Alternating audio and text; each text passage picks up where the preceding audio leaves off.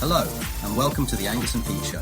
Views and opinions are strictly those of the presenters and their guests and should not be taken as advice. Goodness knows, we're not qualified to advise you about anything. Side effects may include mild amusement and occasional enlightenment with feelings of embarrassment, apathy, disappointment, and pity.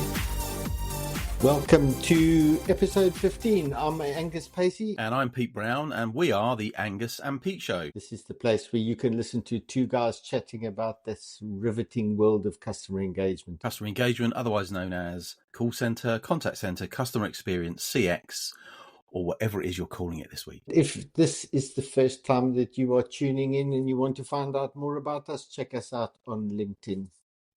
So, Pete, what have we got in the post bag? First up in the post bag, we have a lady called Mary Beth from London, and she listened into the episode before last, the one about the perfect pitch. She said something interesting. She said, planning the perfect pitch, it feels like planning a first date. How do you manage those nerves? How do you manage those nerves, Angus? A bit of prep, I think, is the simple way to do that. Do some background research, understand who you're pitching to, how you're going to make yourself look different. What stories do you want to tell so that you resonate with that person? And then once you've got your pitch lined up and you think it's perfect, go back and simplify it. Ultimately, if Granny doesn't get it, your audience is not going to understand it. And then practice it. Once you've practiced it, you're still going to be nervous if you're going into a person first time around. That's normal. Right, so there you go, Mary Beth. On your first pitch date, do those things, and that will slow your jangling nerves down to just about 50 miles per hour. So thanks, Mary Beth. Gregor from Glasgow was also in touch. He's finally catching up and just listened to episode 5, which was RFP part 1, real flipping problem. He really needs to catch up. He's way behind. He's obviously a man of few words because he just left a comment which said gold. So, yep, we'll take that, Gregor. Thanks for the compliment. Finally, in this week's post bag, we have Karam from the Gulf. I mean, that's not the Gulf of Mexico or the Gulf of America, as I believe it's now called. No, I think this is the Middle East. This is the Arabian Gulf. Excellent. Well, yeah. Karam, thanks for getting in touch. He's a director, interesting title actually, Director, Voice of the Customer for a large bank and financial services company.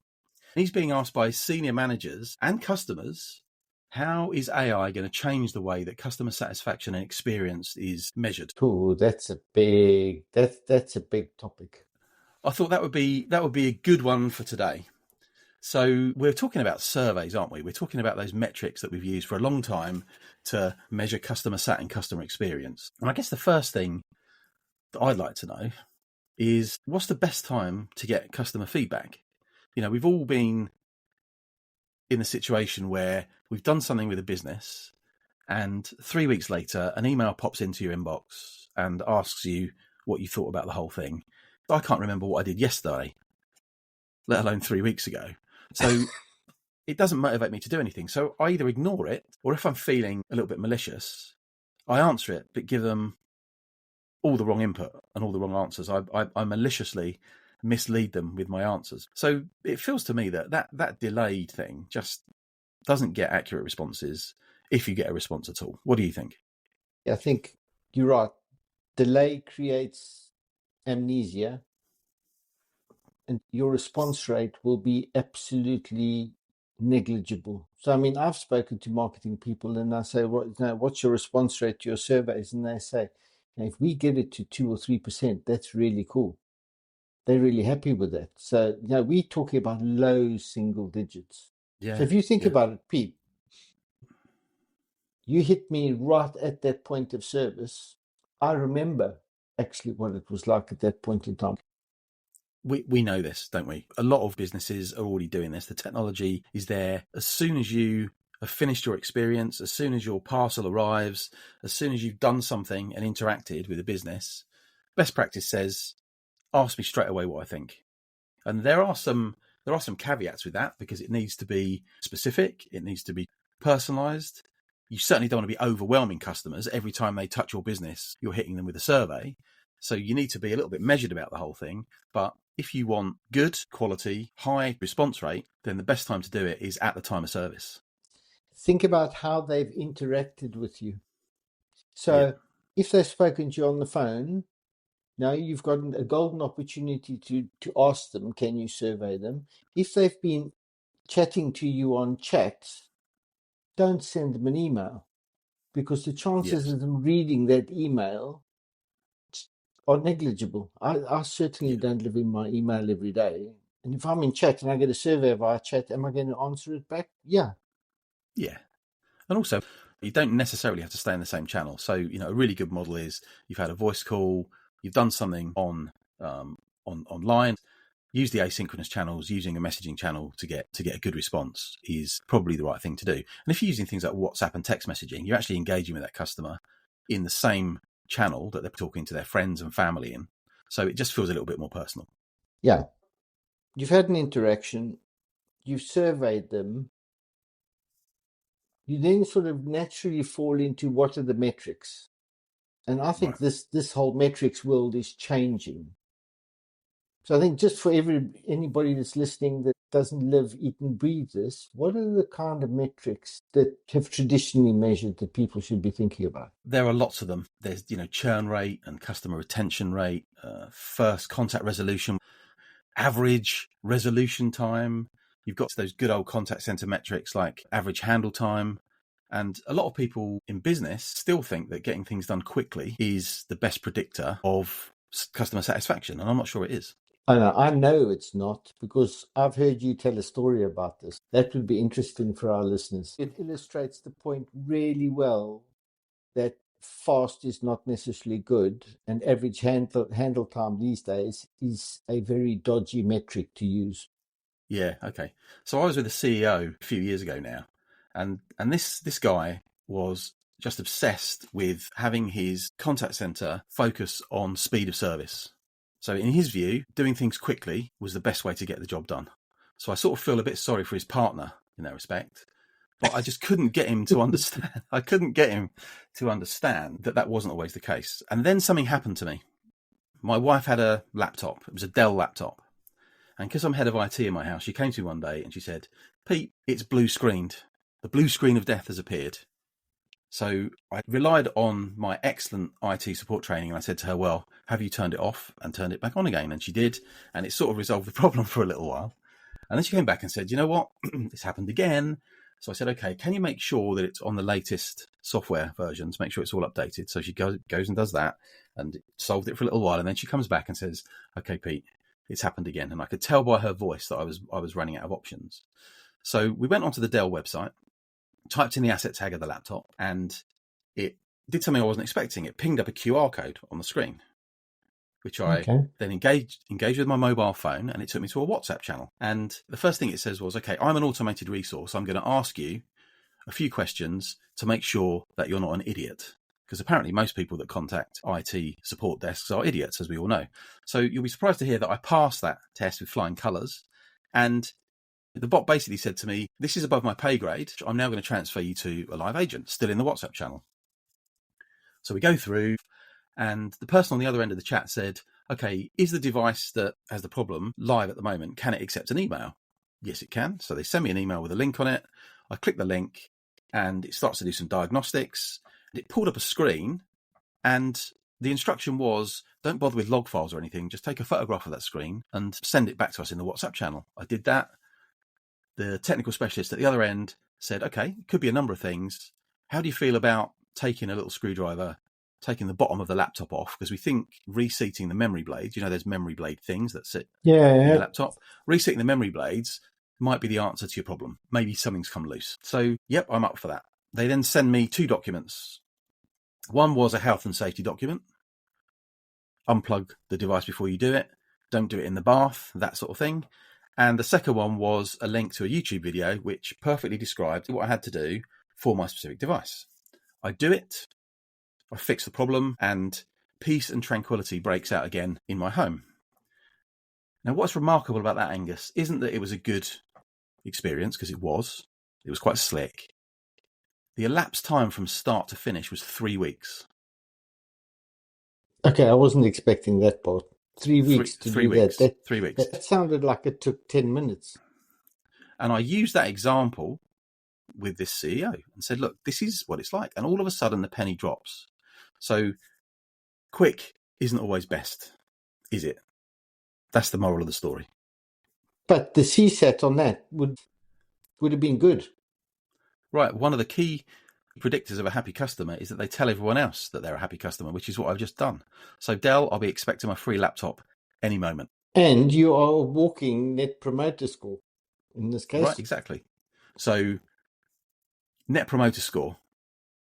We all know what net promoter score is. Do we all know what net promoter score is? You know, that question that you get after an interaction that says, on a scale of typically 1 to 10, how likely are you to recommend us to friends and family? So that metric's all about what? That's really more a brand focused metric. Right. In my experience, people, marketing will look at net promoter score. It's brand focused. Are you positive about or negative about what you're doing? So that score, it's about how you feel at a general level about a brand or an organisation. There's another one that usually goes with it, actually, the customer satisfaction score. You know, how satisfied are you with your overall experience? Which again is it's a good metric, but it feels quite general. It doesn't really focus on the interaction and the feeling in the moment in terms of what you're experiencing. I mean, if you think about customer satisfaction score, we've all been through an airport or come out of some shopping center or facilities, and there are the three faces: sad face, agnostic face, smiley face. Now, they're looking at CSAT at that point in time. I think one that is more relevant these days from a customer experience perspective is customer effort score. So this one is about how easy was it for you to get your job done today. We're all lazy, right? We're human beings. We're programmed to be as lazy, to expend as little effort as possible. And I think you're right. Customer effort score and the ease of which things get done is a strong predictor of customer satisfaction around specific interactions, particularly. Yeah, you can tie a type of interaction to a customer effort score, and I think that gives you a really strong metric. There are lots of them: loyalty indexes, customer health scores, repeat purchase rates, referral rates. There are loads. But what do you think the predictors of a completely satisfied customer are? If something is seamless, hassle-free, easy, smooth, that's going to give you higher satisfaction. And that's what the customer effort score thing is all about. Notwithstanding the conversation that I related earlier on with the CEO who thought speed was everything, actually, fast and effective issue resolution, fast and effective service, fast and effective delivery is a predictor of customer satisfaction. But don't forget the word effective. A lot of people are now talking about no contact or no call resolution. Maybe the best service is no service at all. It's just not required. Maybe just making it completely frictionless and completely easy for the customer is the way forward. You can drive that high quality service environment where there's no need for an interaction by just pointing people to things that are already there that they didn't know were there. Right. FAQs on a website. None of us go in the evening and read FAQs for kicks. But when your washing machine breaks, you go looking for information fast. Go think where you can provide really good service experience without doing any service. In all of this, people buy from people.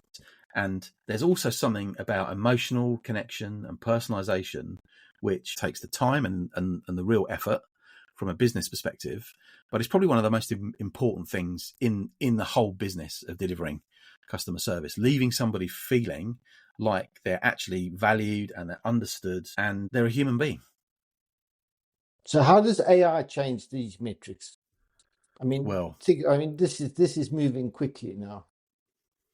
Well, if you think about what we've spoken about up to now, the game for a long time has been understanding where the customer is in their journey, soliciting feedback with surveys or however you do that, getting access to a whole load of data, and then processing it to draw conclusions and, I guess, driving through a cycle of continuous improvement.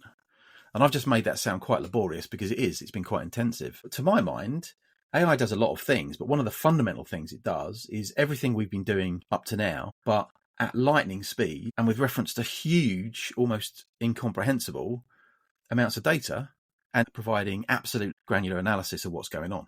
So AI just enables us to up the game and really get into that whole world of analysis in real time and historically. I think you've said something that's really important, and to me, it's a very simple concept. AI has moved us from reactive historical insight to proactive real-time insight. Yep. What's happening in the moment versus analysts looking at the stuff of what happened yesterday, because that's how it used to be done. So we can be understanding and acting on what's going on now, and we can have laser beam precision in terms of what we're looking for in terms of analytics of what has happened, all in the context of customer experience, customer satisfaction, and the measurement of it. So AI is a massive workhorse for lots of things, and customer sat is just another one of those areas where it's going to transform things. I think one of the things that we'll see it happen is that how you look at metrics are going to really change, because it's going to get to the point where you can do predictive analytics. You can look at what's happening, and then you can start almost profiling, and you can forecast that customer behavior. So you go, is this person likely to churn, yes or no, based on what I'm seeing historically? And then you can take actions against it. And customer churn is one of those big things that you want to prevent if you can. We spoke about the traditional measurements and metrics, which I'm sure a lot of our listeners understand. What are the new metrics going to be in an AI world? The old ones still apply, right, to a degree, but things are moving fast, right? There's got to be some new stuff. What do the new metrics look like? So I think you're right. Old metrics like average handle time probably become less relevant. Yeah. I think the one that I'm hearing all the time, and I've heard this from customer experience people in large institutions where they're looking at sentiment analysis now, is a really important metric. So they're definitely getting that from surveys and social media. But I was talking to one, and she was saying that they're starting to measure this as an individual interaction level. So they're starting to measure that sentiment at the beginning of that interaction. They measure the sentiment at the end of the interaction, and what was the change. So I think there's an evolution that's going to happen here pretty rapidly. And that's an interesting one to me, because that's all about being a human being and all about emotional intelligence, not artificial intelligence, right? So I just wonder how AI is going to bridge that gap. Yeah, I think the other thing that you've got to think about is, okay, you can get somebody's sentiment indicators, but the trick then is, what are you going to do with it? Yeah, you've got a person with a certain sentiment profile. What are you going to do? If that person is in a highly emotional state, you do not point that person at your newest employee to go and try and disarm them, who's still rabbit in the headlights trying to figure out their way around the agent desktop. You want to send that to somebody who's really experienced and knows how to deal with these different things. Right. So in terms of those new metrics, then we've got the whole thing around sentiment analysis, engagement and empathy, emotion, how you're feeling.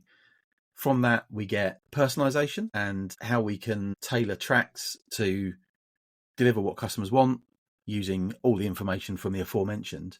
And that brings us into the whole thing around predictive customer journey mapping, anticipating what goes on, and actually knowing what to do before the call to action even arrives. This is how we're going to do this next time. What's the game-changing stuff with AI in real-time customer sat, customer experience analysis? Real-time does absolutely open up a window on what companies could not see before. They can get a much better understanding of what the customer needs and touch points are, and also which ones customers are valuing and avoiding. So you can intervene inside your contact center with your agents and start adjusting behavior. So we're not just talking about reacting to the customer in real time. We're also about driving the live agent to behave in a certain way in real time based on that feedback. So the feedback loop is now, microseconds long. We're immediately responding. And the feedback that we're getting may be conscious feedback. The customer knows they're giving it. But a lot of it is going to be unconscious feedback. Just being a human being, tone of voice, pace of speech, look on the face, all of those things that go with being a human being.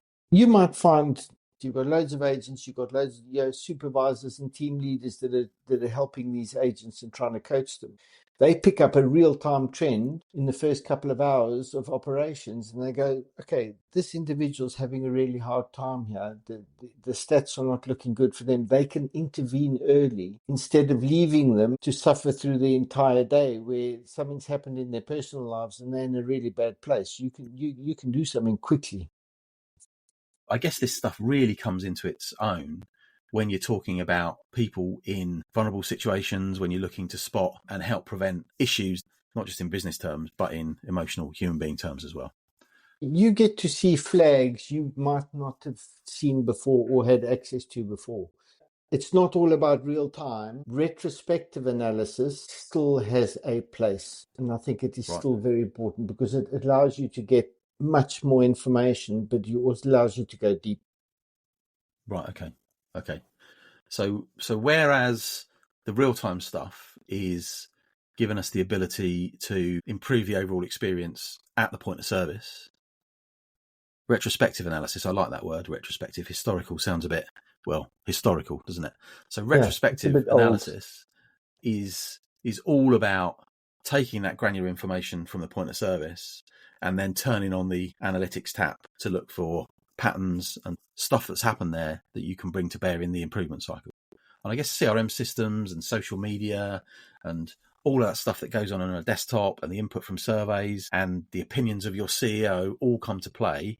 And I think this is where AI is going to really change the game because it's going to give us a much more nuanced understanding of what those experiences are. And you might see pointers and issues coming up that just straight quantitative surveys might not have flagged out. So I think there's some conscious thought. People really need to think about this. This is not just plug it in and it'll go by itself. You need to think about what you need to do with it. And we've spoken about AI in previous episodes as being a much more general platform in a business. If you look at it in silos, you're not going to get the most out of AI and potentially it fails for you in business terms. So this again is another area where you look at all the inputs across your business, front office, back office, people out there doing things on the street, in the contact center. Bringing all of that information to bear in real time and retrospectively is going to put you in a really strong position. And it just becomes part of the way that you do business as opposed to something that you do as a discrete activity in your business. The potential benefits are enormous. Let's be careful here. Rose-tinted glasses and everybody looking at the shiny new toy, it always comes with elements of risk that you need to think about and how you're going to mitigate them. And there are probably 5 or 6. The first one I would say is that be careful of inaccuracies because there are biases in the training data. And this comes especially for organizations that are operating across multiple geos. Yeah. If you train everything on one country's data and then go and apply that in another country, this could go horribly wrong. Right. Because there are natural biases in their training data. So you need to think about your data sets that you're using for training. I know for certain that if you train everybody on data that comes out of France, and then you try and go and apply that in Germany, you could get some really interesting outcomes. They're not necessarily good. So that all speaks to the ability of AI to understand those nuanced customer emotions, and an inflection at the end of a sentence in one language means something completely different to an inflection at the end of a sentence in another language. And like everything else, you only learn those things through experience, and AI is going to be no different, right? It has to have those experiences. Also, because of the sheer scale of what you're doing, maybe there's a risk of overemphasizing the quantity of the data that you're mulling through rather than really focusing on the quality points that you really need. And I guess that comes down to understanding what good looks like in terms of you as a business, and making sure that your AI understands what good looks like in your terms, not someone else's. That's a really interesting one, because If you don't understand how the AI algorithms are working and how they're coming to the conclusions, you are in grave danger potentially of misinterpreting these insights that are being spat out at that point in time. You've got to kind of understand how it's coming to conclusions. So I think there are risks. Consciously mitigate them. So going back to the top of the show, Karam in the Gulf, this was for you. I hope it was useful. Angus, summarise the takeaways for Karam. One, there are risks that you must consciously think about and think about how you're going to mitigate them. You've got to also consciously evaluate what's meaningful to measure. Don't just measure everything. Make sure you understand what success looks like so that you know what you're aiming at. There are big benefits for using AI in customer sentiment, emotion analysis in real time. However, just absolutely be conscious that AI is not EI. It's not emotional intelligence. Think about how you're going to use real-time versus retrospective analysis. And then don't forget, we've spoken about this, those good old chestnuts of ethics, privacy, and bias. Now, just because a machine's doing it doesn't mean you as an organization won't be on the hook if it generates some stuff that you're not expecting. And in all of this, you're serving human beings, therefore human oversight of results is absolutely key, right? Yeah, absolutely. You can't have AI marking its own homework. And that now when we've got AI agents coming, be careful. You might get to that position. Yeah, exactly. So on that point, I think we're good. I think we're good to wrap up. So we'll be back next time with episode 16. In the meantime, follow the Angus and Pete Show on LinkedIn for news and notifications. Message us directly to tell us what you think about the show, how we're doing, and keep that post bag bulging. Don't forget that the show is available on all your favorite podcast platforms. So like, listen, interact with us and share our posts to help spread the word and also boost our mega egos.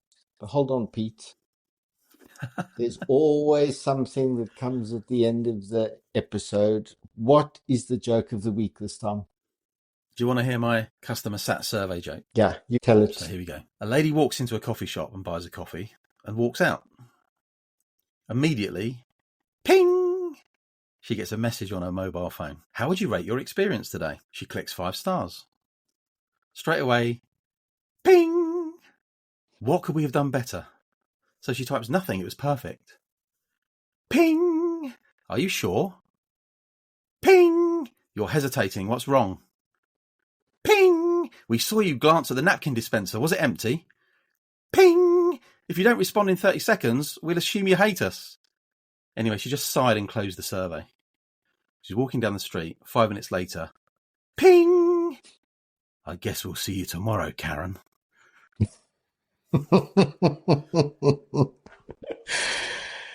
That's a good one. How likely, Angus, are you to recommend that joke to friends and family? I'd put that on a firm 7. Excellent. Well, cheers, Angus. Cheers, Pete. Thanks for tuning in to the Angus and Pete Show. Remember, it's based on the personal views and opinions of the hosts and their guests. If you're feeling aggrieved or litigious, take a chill pill. There's already enough stress in the world. Don't forget to follow our page on LinkedIn and subscribe on your favourite podcast platform for more episodes. We'll see you next time. Oh, and tell your friends.